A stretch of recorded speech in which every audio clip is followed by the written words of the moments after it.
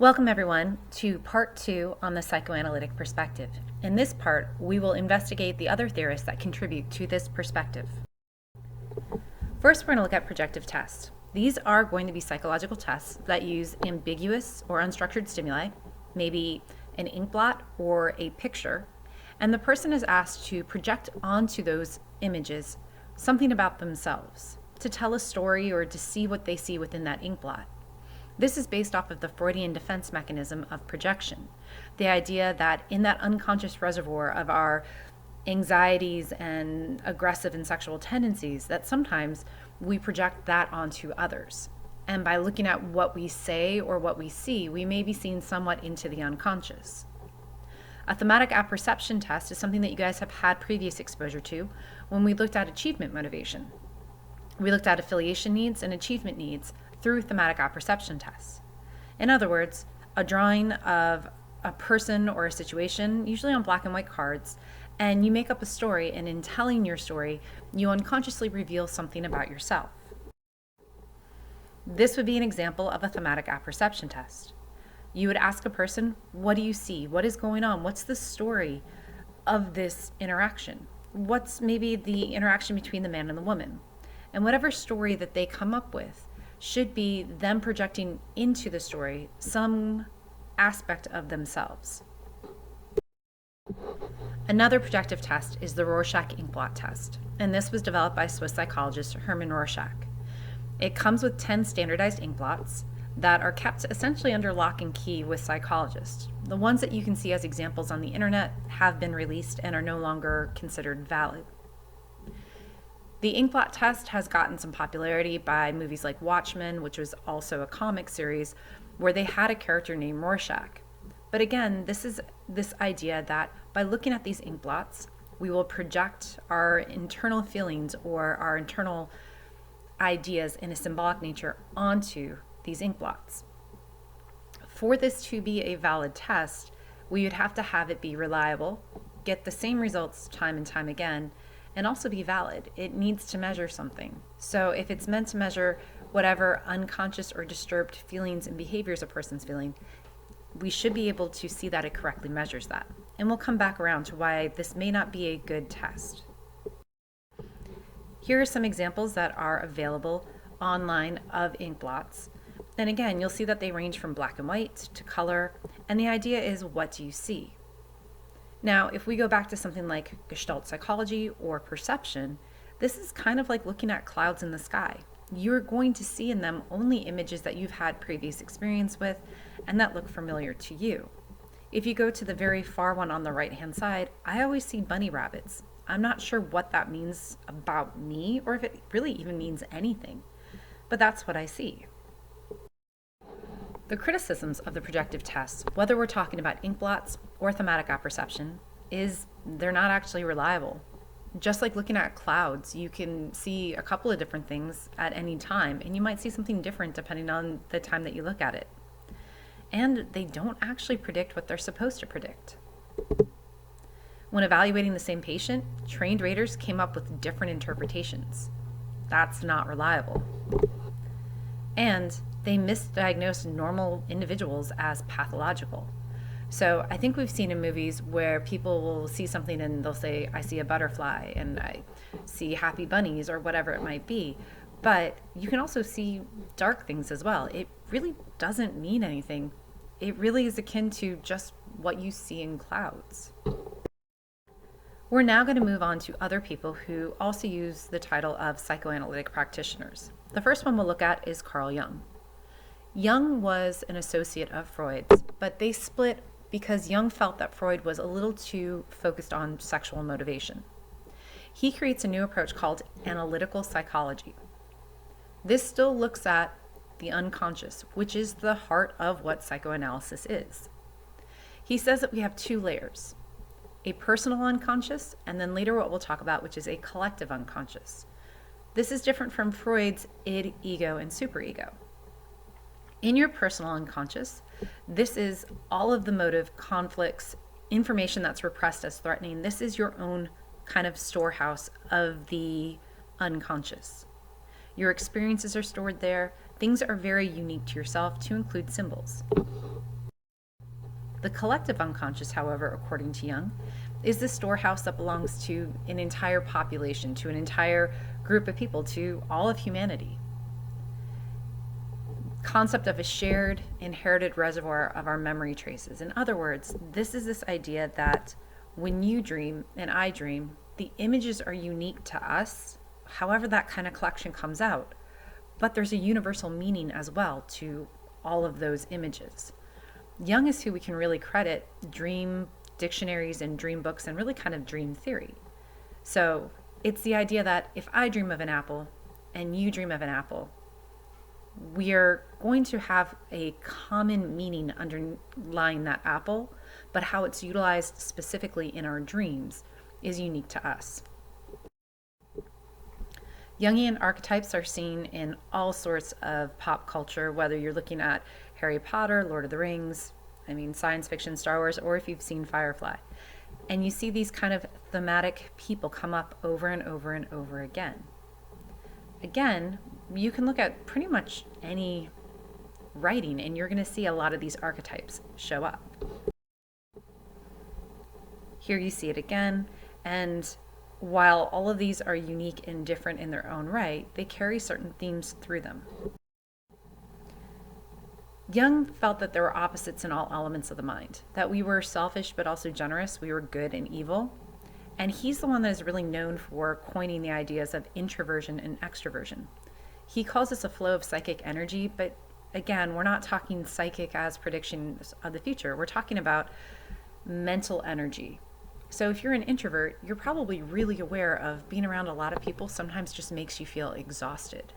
It depletes your mental energy. Or if you're an extrovert, you might feel that you get kind of energized and jazzed up the more often you're around other people. That's what an introvert versus an extrovert truly is. He also said that we all wear a persona. And these masks or public selves change from situation to situation, but it's how we present ourselves. So you guys know me, I'm a giant comic book nerd. This is kind of an interesting idea. If you look at Batman, which is the persona? Is it Batman or is it Bruce Wayne? Which mask or public self presented to others is fiction and which one's truth? Or are they both partly fiction and both partly truth? And the answer is kind of yes. Every persona that we present is based off on the core of who we are, but it's modified to fit the environment that we're in. The next researcher that we'll talk about is Alfred Adler. Adler also is someone who breaks from Freud, and he looks at what he calls individual psychology. What still makes him someone that we would consider part of psychoanalysis would be the fact that he still looks at the unconscious. So this idea of the unconscious mind, unconscious motives, is still part of his research. He looks at what we call inferiority feelings. So you guys may have heard of an inferiority complex. Well, he felt that we're all striving to feel like superior people. Not superior to others, but superior to ourselves. Striving for superiority, basic drive to help us towards perfection, to improve yourself, to master life's challenges. He says that our goal is to outgrow childhood inferiorities, things that we felt held us back. So you'll often hear adults say, when I was a kid, I was really self-conscious of, or I was always bothered by, or I felt that people thought. And so if you had someone who grew up and they always felt like people maybe thought that they weren't very smart, they may then overcompensate. And they may use bigger words or talk in a grandiose fashion to get other people to kind of ignore what they see as their shortcomings and treat them as more intelligent. Well, when we talk about people who overcompensate, it's an attempt to kind of hide from everyone what they consciously and maybe at more of a realistic way unconsciously feel about themselves. So he says that we do compensate. We try to overcome imagined or real feelings of inadequacy or an inferiority by developing our abilities. An inferiority complex is when you have an exaggerated feeling of weakness or inadequacy. Now, if we were in class, I would click on very quickly this very short clip from the TV show Scrubs. And if you haven't watched Scrubs, it's actually really worth just sitting back and hopping on Hulu and like streaming episode after episode of this show. It fits so well into psychology because you do get kind of the insider's like look into the characters' minds. But the character JD has a strong inferiority complex. He often feels that he is full of weakness and inadequacy. Adler said this could come from neglect, over pampering, but either way, that the child didn't have the chance to grow up and develop their talents. And they may then overcompensate to conceal this. He said all people are born with positive motives, with social interest in mind, and that we try to attain our goals. That being human and a self is a creative process, and that we construct our personalities through our choices and then also through our experiences. To summarize Adler, we're all trying to be the best versions of ourselves. We hold on to our insecurities, and sometimes we try to hide our insecurities by being maybe a little overconfident or maybe trying to overcorrect the problem.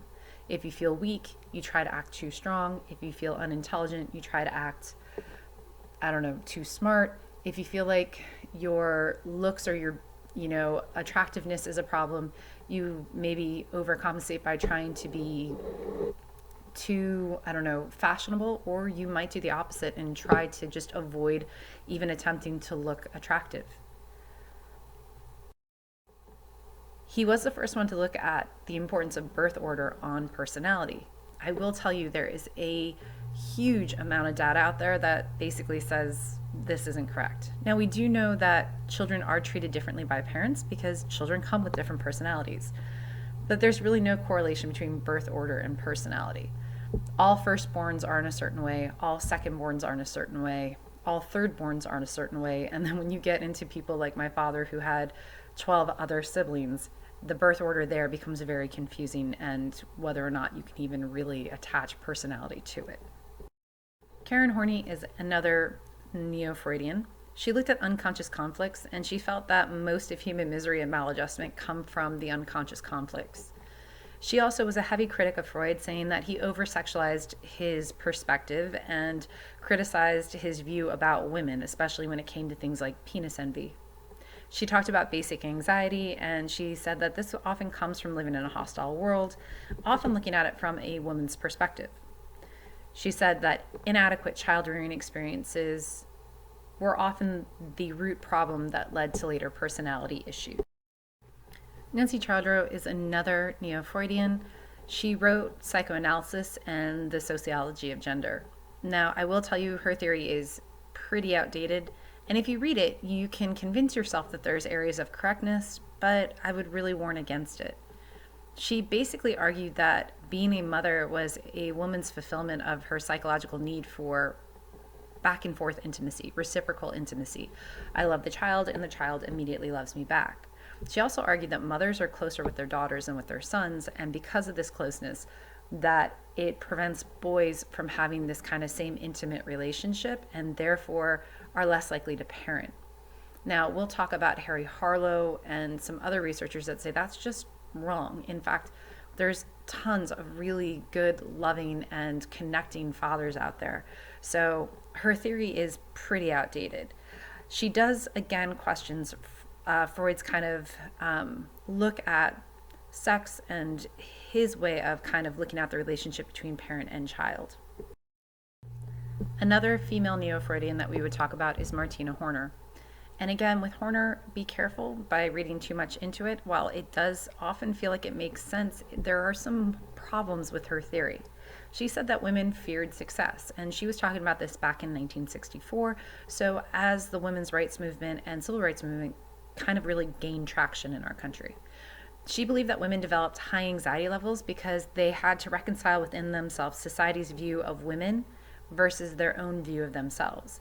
That women who were intelligent, independent, ambitious were also unfeminine, and that a feminine woman would want to stay at home and only have a family. She coined the term fear of success, and this was used heavily when we looked at the women's rights movement. They would say that the reason women didn't get promoted or move through was because they were holding themselves back because of social standards. Today, that theory really doesn't work. We've broken down so many walls that fear of success really isn't something that holds the same kind of relevancy. Other researchers that we'll talk about specifically would be Erik Erikson. Eric Fromm, Harry Stack Sullivan, also equally important in their own rights, but we will talk about Erikson when we get into development. They felt again that Freud over-sexualized and oversimplified women. They de-emphasized the importance of sexual and aggressive motivation in their own theories because they felt that that was a big criticism of Freud. They actually looked at positive aspects of personality. Remember, Freud always talked about the unconscious, aggressive, and sexual tendencies, but isn't it also possible that we have positive aspects of our personality? And they asserted that adequate social relationships were important for the development of good personality. So we will look at least Erikson and his psychosocial development later when we get into adolescence. Why do we look at the psychoanalytic perspective? Well, it was important in its historical context. It's the first theory that really has anything to do with personality development. There's little support for defense mechanisms as disguised sexual and aggressive impulses. So we know that we use them, but maybe we're not disguised by them or disguised from them.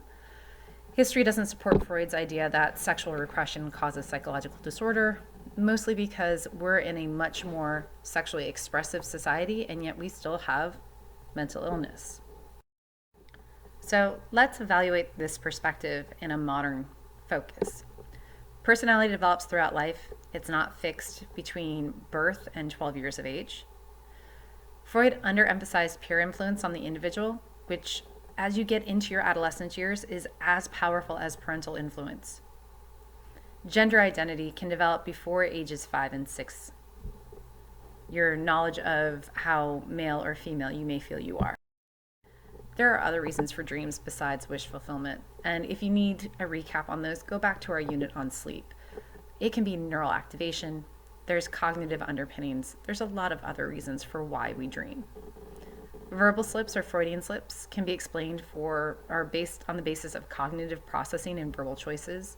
When you leave the checkout register and you say to the cashier, love you too, or maybe they say, enjoy your day, or, have a good day, and your response seems kind of like a processed one that you would say to your parents.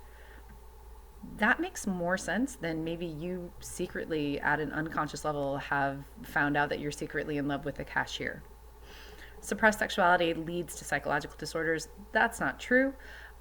Yes, you may see someone who has suppressed their sexuality dealing with depression, but that might have more to do with the fact with society judging and maybe them coming to terms with conflict in their own life about their sexuality. But sexual inhibition has not decreased. In fact, we're a much more open society, as I mentioned before, and psychological disorders haven't decreased in kind. They're more open, more readily talked about, and we know that there are far greater reasons other than sexual behavior that lead to psychological disorders. Other issues with this is Freud created a really kind of interesting theory. I mean, how do you test the unconscious? How do you prove anything that he had to say?